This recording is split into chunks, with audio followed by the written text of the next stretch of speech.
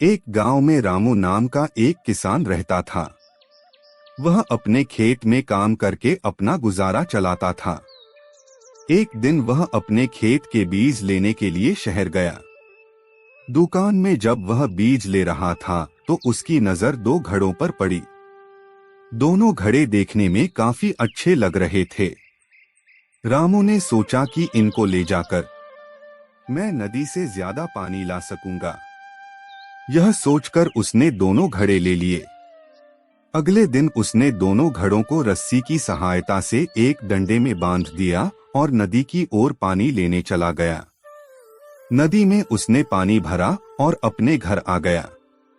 घर आने पर उसने देखा कि एक घड़े में पूरा पानी था जबकि दूसरे घड़े में पानी आधा था। यह देखकर रामू समझ गया कि एक घड़ा फूटा हुआ है। उसने दोनों घड़ों का पानी एक बड़े बर्तन में डाल दिया। इसके बाद भी वह अगले दिन भी दोनों घड़ों को लेकर नदी पर गया और आकर उनका पानी बड़े बर्तन में डाल दिया। किसान के जाने के बाद फूटा घड़ा सही घड़े से बोलता है कि मैं किसी काम का नहीं हूँ। मैं रोज आधा पानी रास्ते में गिरा देता हूँ, फिर भी मालिक मुझे रोज नदी पर ले जाते हैं। सही घड़े ने भी बोला तुम किसी काम के नहीं हो और उस पर हंसने लगा। अगले दिन जब रामू नदी पर जाने के लिए घड़े लेने लगा तो फूटा घड़ा रामू से बोला मालिक मैं किसी काम का नहीं हूँ, फिर भी आप मुझे लेकर जाते हो। मैं आपकी मेहनत को खराब कर रहा हूँ, इसलिए मुझे यही छोड़ दो। इस पर रामू फूटे घड़े से बोला कि तुम अपने आप को बेकार मत समझो। तुम मेरे साथ चलो और रास्ते में आते समय रास्ते के फूलों को देखो, उससे तुम्हारा मन ठीक हो जाएगा। फूटा घड़ा मान गया और रामू दोनों घड़ों को लेकर नदी से पानी लेने चला गया।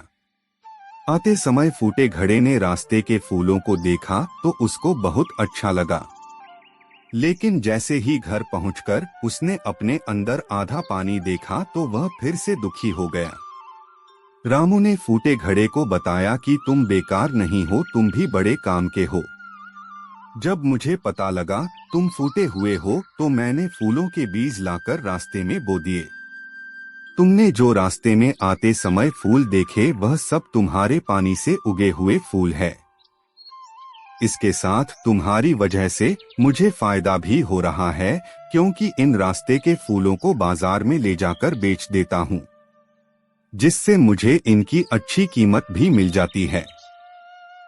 यह बात सुनकर फूटे घड़े को महसूस हुआ कि मैं बेकार नहीं हूँ, मेरा भी कुछ लाभ है।